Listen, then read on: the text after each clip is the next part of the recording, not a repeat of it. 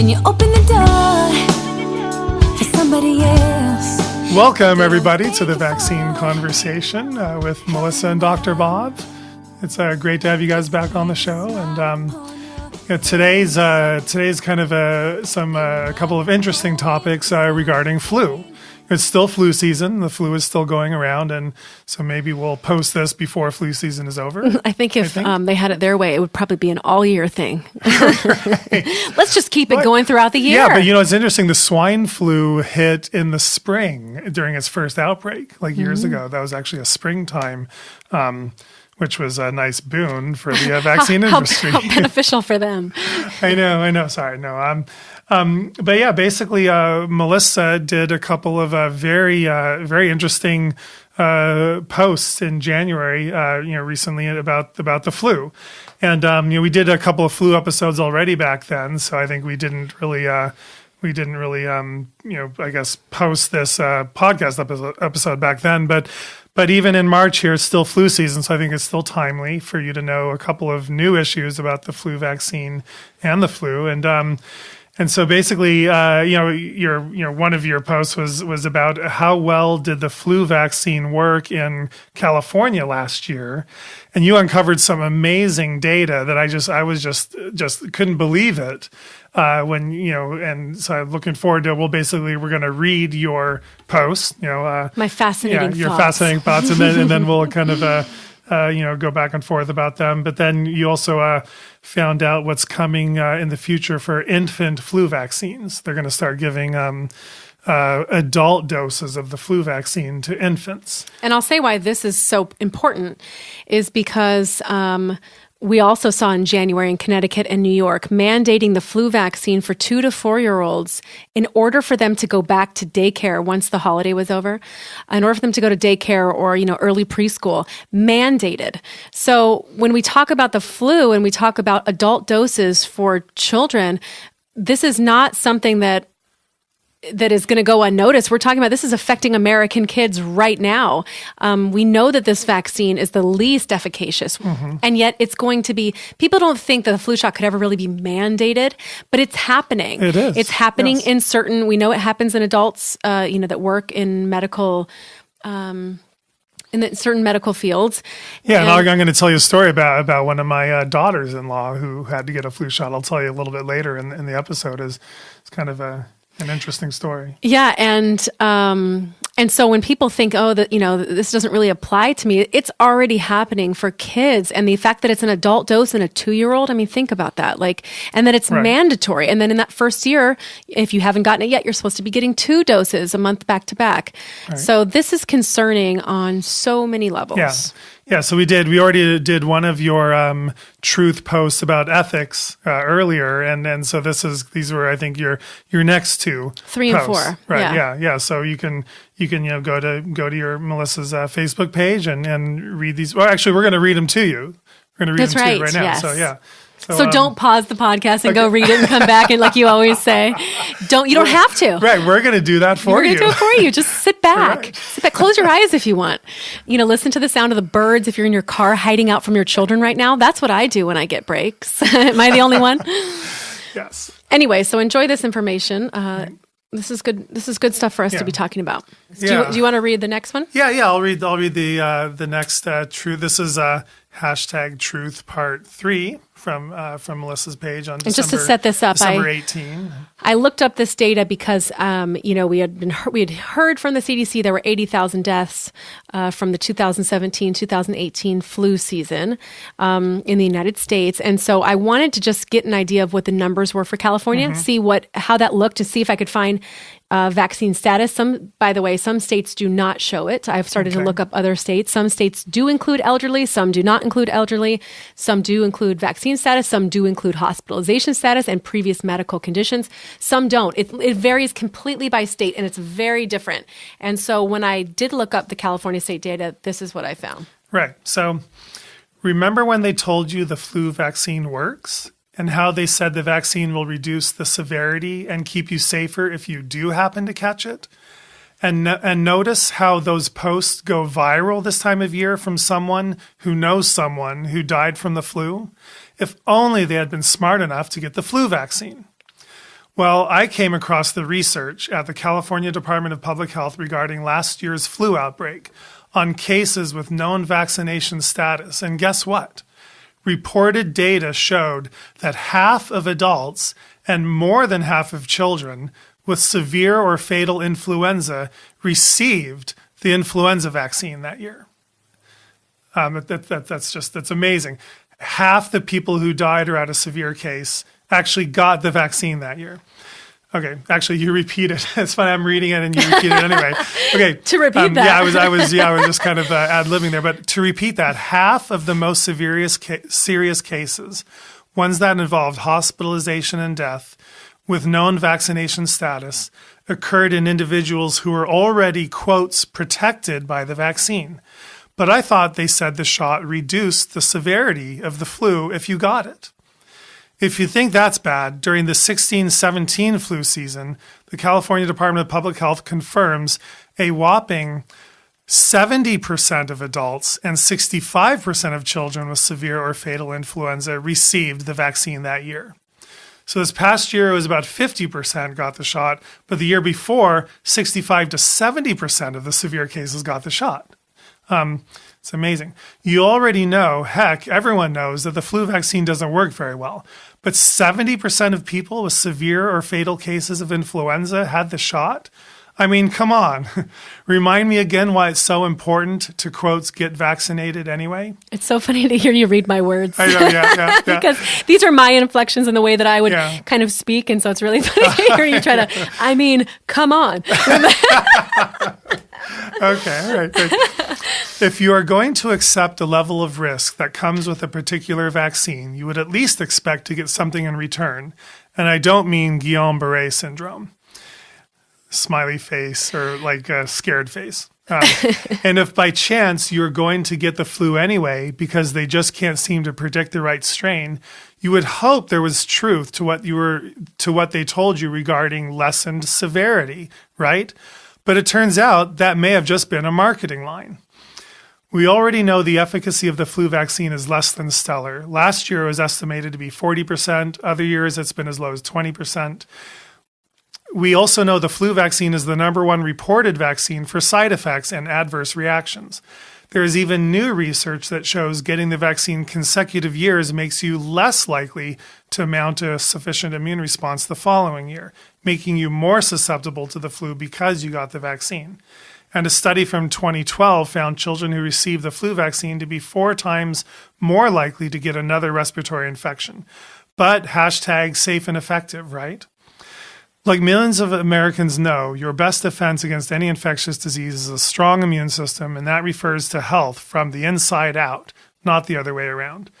To stay healthy this holiday season, reduce your sugar intake, up your vitamin D, wash your hands frequently, and make sure you get some good old-fashioned sleep. Your body will thank you for it.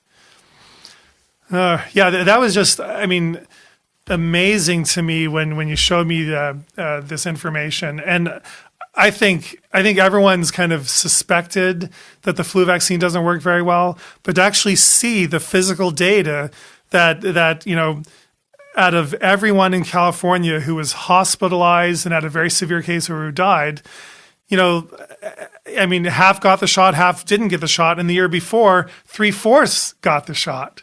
And that just floored me. And I just kind of was picturing myself like being a doctor, I guess, in the hospital, caring for all these flu patients and all the nurses in the hospital. There's probably a lot of blame that goes on.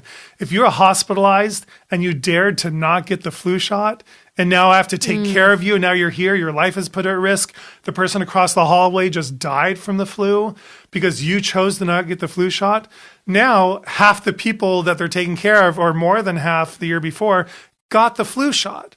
So, it pretty much eliminates any legitimacy for anybody blaming anybody for not choosing to get the flu shot. Well, also, too, I think more than just the fact that we know it doesn't work that well and let's see it in data, I think more than that, the fact that severe and fatal cases, right? That's the part that really shocked me because, yes, we know it doesn't work very well, as in it doesn't work and you might still catch the flu. Right, but at least it's going to make it mild if you catch the flu. Or even if it's okay, you still manage okay, but to be hospitalized and to have a severe case where it could include death, that's the part where I was really surprised that many people and I have to clear something up because I had this come up a couple times. And if any of you have shared this particular post and had people come back at you with this, let me clear this up as it relates to numbers here. I had a few dissenters say, this is actually not true.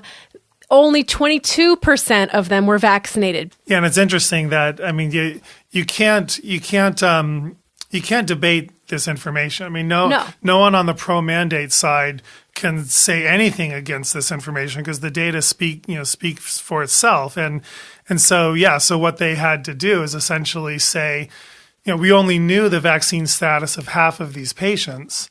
So if we assume the half we don't know whether or not they got the shot, if we just assume they all didn't get the shot, it basically makes all your numbers lower. And I'm sure that would be good for them. And that's the only criticism they have. They could make it against this. But, this is what I wonder. But that's why you said it correctly. You said in whom we know the vaccine status. But why don't they know the vaccine status of so many people when it was especially that if someone year? Who died, or if someone's died or they're in the ICU.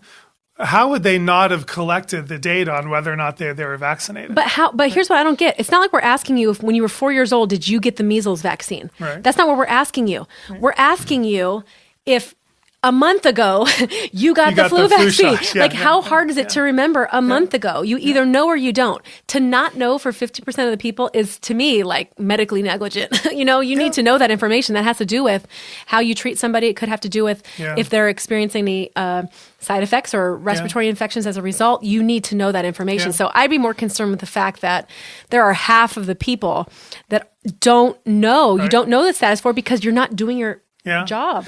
And so I think that for me, the take home was stop, shaming people who decide the flu vaccine is not the right choice for them. Yeah. There's no reason to shame them because the data shows it doesn't have the benefits that we thought it did.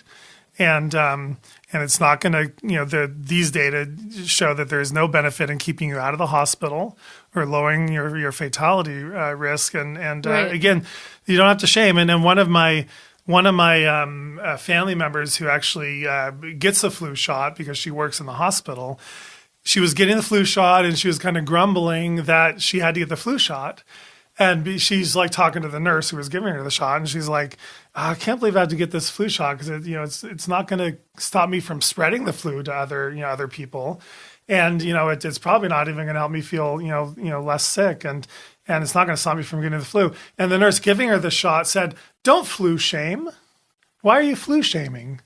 And then my family member was kind of taken aback, like, we are both medical professionals, and I can't question. She said, "Don't say anything negative about the flu shot." About the flu shot. Yeah. I mean, what she really means is don't flu shot shame, but that doesn't sound catchy. No, what she means is don't question. Right, don't flu shame, as if it's shameful for a medical professional to say, I wish I didn't have to get the flu shot. And that's the culture in the medical system is you have to get the shot if it's recommended.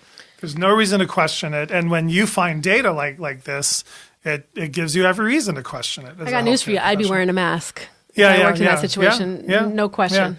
And then it's funny how, I mean, even though these data were there, no one had talked about it. And then you and I were on Del Bigtree Highwire episode to talk about this information. And I thought, that was a great find. And so we thought we would talk about this in the podcast in case some of our listeners don't follow the Facebook posts. Well, yeah, and my goal is to continue to look at state data for all the different states. I don't know how you have this time. Well, I don't. But what happens is I get on these I just cannot sit still until I find it, and that's the problem. Is it takes so much time that I sometimes don't even start because I know it's going to take me so much time. But I will tell you, and I told you this.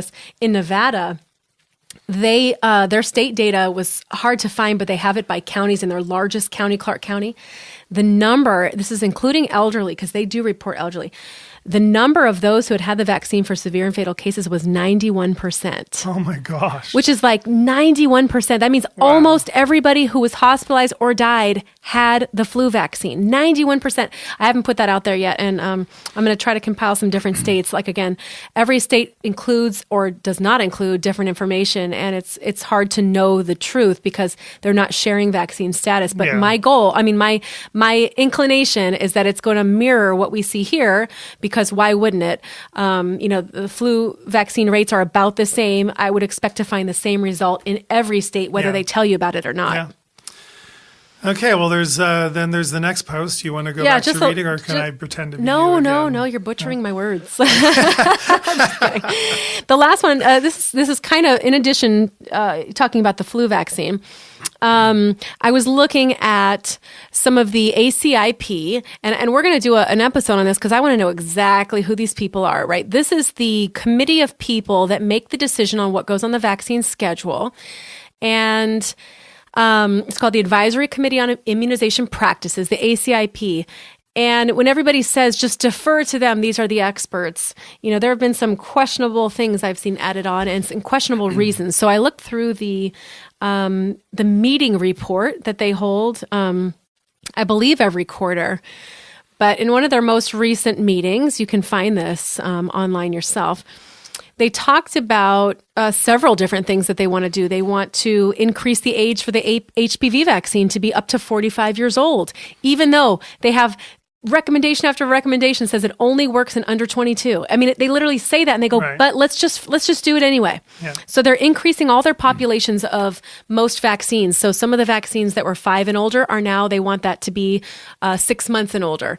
Some of the ones that were only for adults are now going to be for older kids too. They're trying to increase all of the age ranges for several vaccines. And one day I will compile a report on a couple of the bullet points here. But one of them I found really interesting was the fact that they are attempting to okay the use of a full dose flu shot for infants as young as 6 months old. So what infants used to get a half dose shot, and now they want to increase that to a full dose shot. And their quote was, the safety profile was the same and it may be more immunogenic. It may be. It doesn't even show that it is, but it may be. So they're going to go ahead and okay it and put it into full rollout, and let's just see what happens. And so here's what I wrote. This is Truth Part 4. What could possibly go wrong? The Advisory Committee on Immunization Practices, ACIP, is responsible for deciding what goes on the CDC's childhood vaccination schedule. As it relates to the flu vaccine, currently children 6 months to 3 years receive a half dose, 0.25 milliliters, for obvious reasons. According to the CDC, quote, the recommendation for use of a reduced dose volume for children in this age group was based on increased reactogenicity noted among children, particularly younger children, following influenza vaccines. Yeah, just meaning babies have much more severe reactions and side effects when you give them the full dose.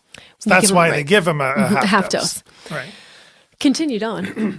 Babies are clearly much smaller than older children and adults, and basic logic would tell us it's far too risky to give an infant the same amount of antigens, chemicals, and preservatives a large adult receives, especially considering this is the vaccine that has the highest number of reported and compensated vaccine injuries among adults.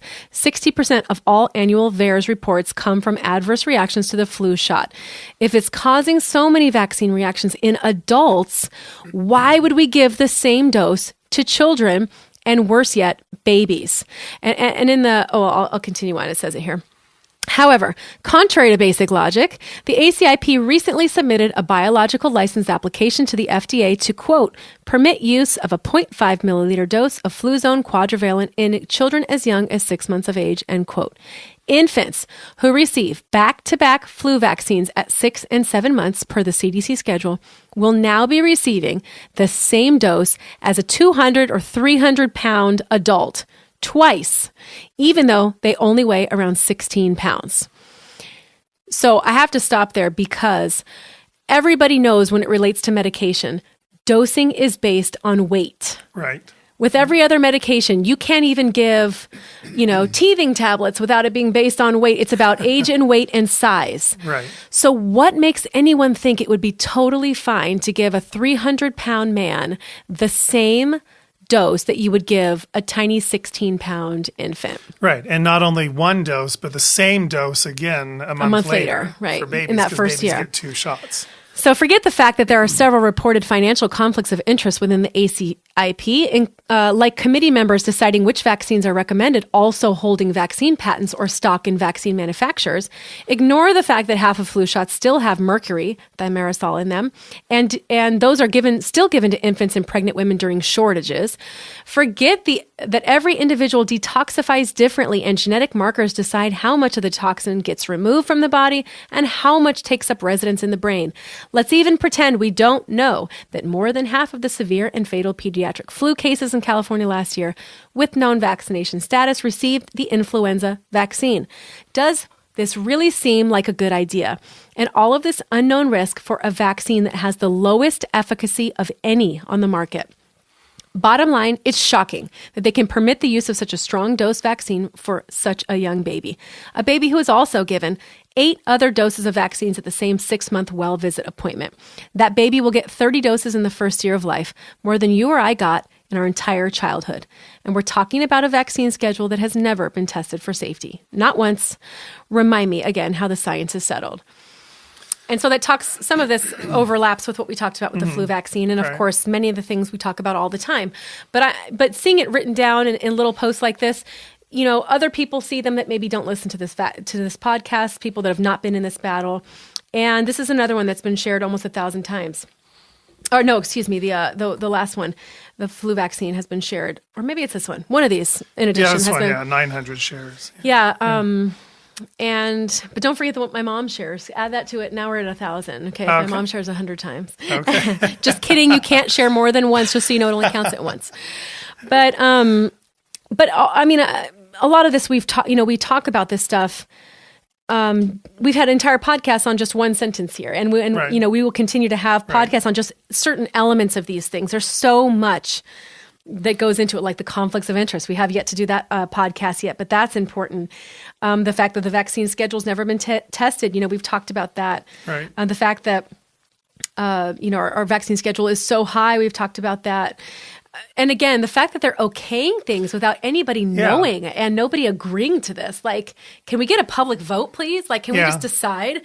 They said the safety protocol is the same, safety profile is the same. Well, no crap, because the safety is not great for the first one. So it's probably not that different in their mind. Yeah, but it's weird that they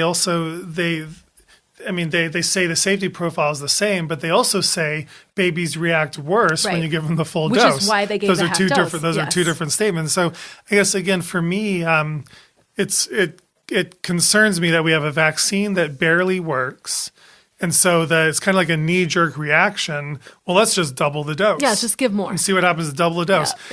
Yeah. Instead of let's take 200 infants and do a research study doubling the dose and see if it even works better. Yeah. See if those babies are better protected. See if those babies get less flu. See, what the side effects are. Let's actually research it first to make sure it's jobs. okay. Is that what you mean? Yeah, Let's do our jobs. Let's do our jobs. No, it's let's ask the FDA if we can simply make a blanket recommendation that now every single one of our 4 million babies born this year get the adult dose. And we know they'll react worse because we've known previously that's why we cut the dose in half to begin with, because of the side effects were worse. We'll just accept that now because, again, the agenda is everyone needs to get a flu shot. Yeah, get more people vaccinated. We have to get everyone protected from the flu. That's the number one agenda.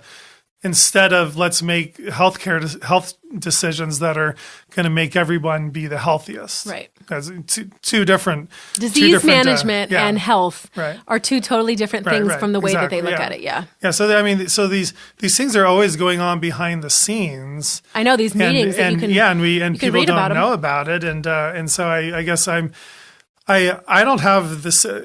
I feel like I have more free time than you do because I don't have young kids anymore, but I don't relish. I don't like to do all this research anymore. Like I was you 20 years ago, like spending all my free time every moment I could researching all the behind the scenes stuff.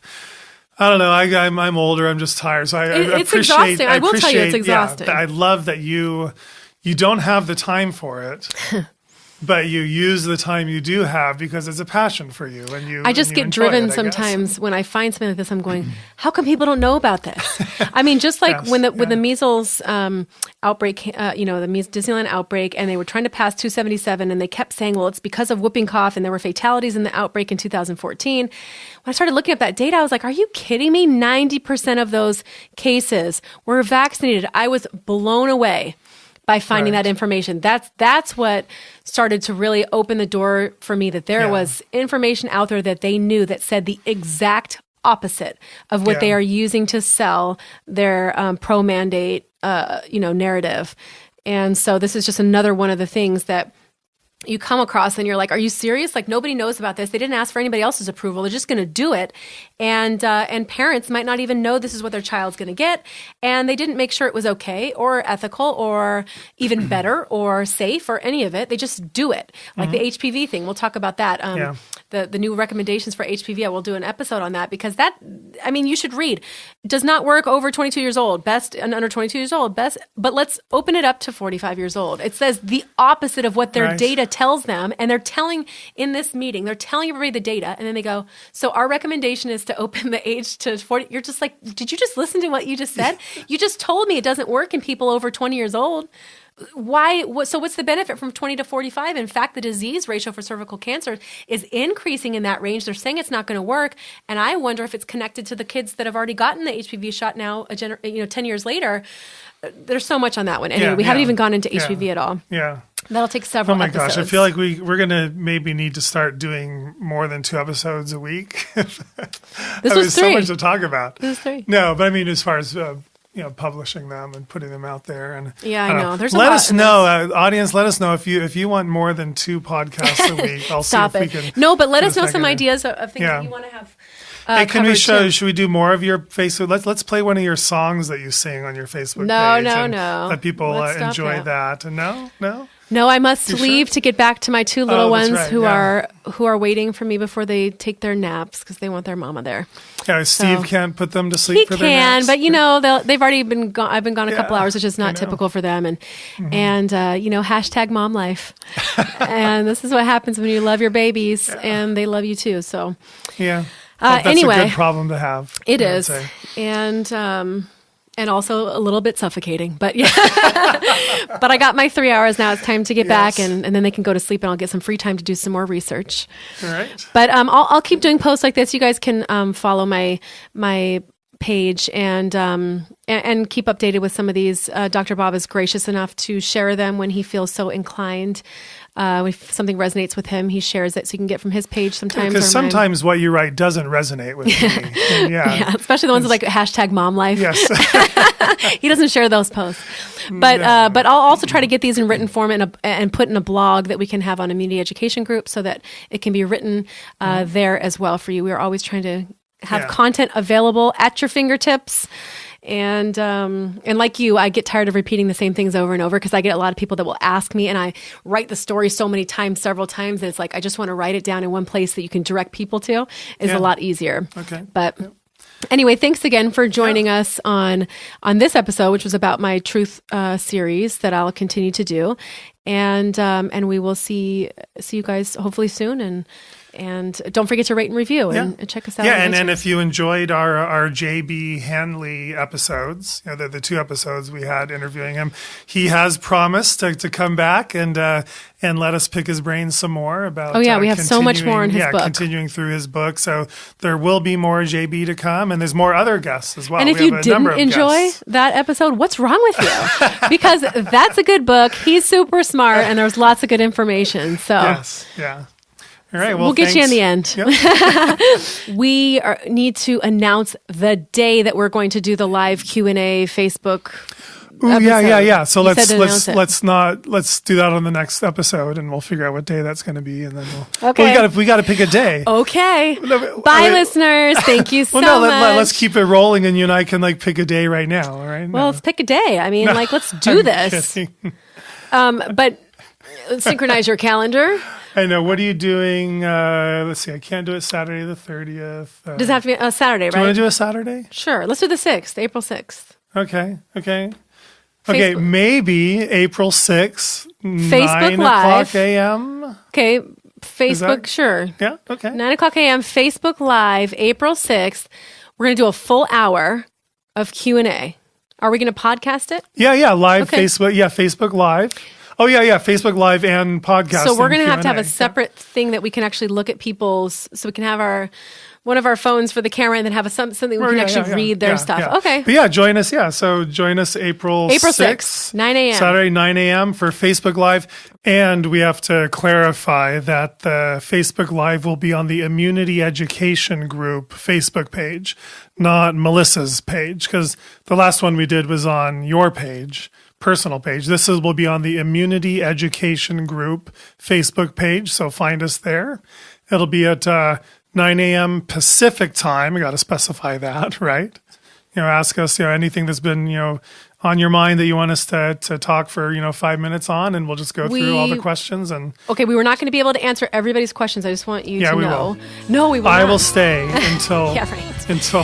No, it's hard sometimes. All the questions come pouring in kind of at once. So make sure it's something that's really. Now, it doesn't have to be like disease related. It could totally be like, hey, Dr. Bob, what was your feeling when this happened, or whatever. Or it could be Melissa. Personal questions. How do you get I your guess. bangs so straight? Or. We're here to be available to you, to socialize with you guys, and to connect with you, and in a way that we can't do live on podcasts as easily. So we'll try to incorporate this every now and then, that we can do something like this for you guys too. So April 6th, mark it down in your calendars. Cool. We're signing off. Thanks for listening, you guys. See you next time. We're gonna be the peace we wanna see in the world.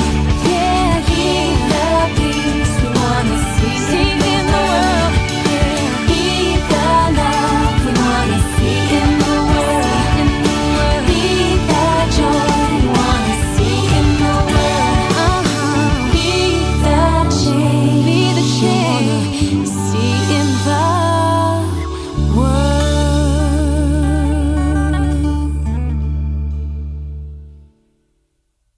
The information in this podcast is for entertainment purposes only. It is not intended as medical advice. Always consult your healthcare professional for information on vaccines and infectious diseases.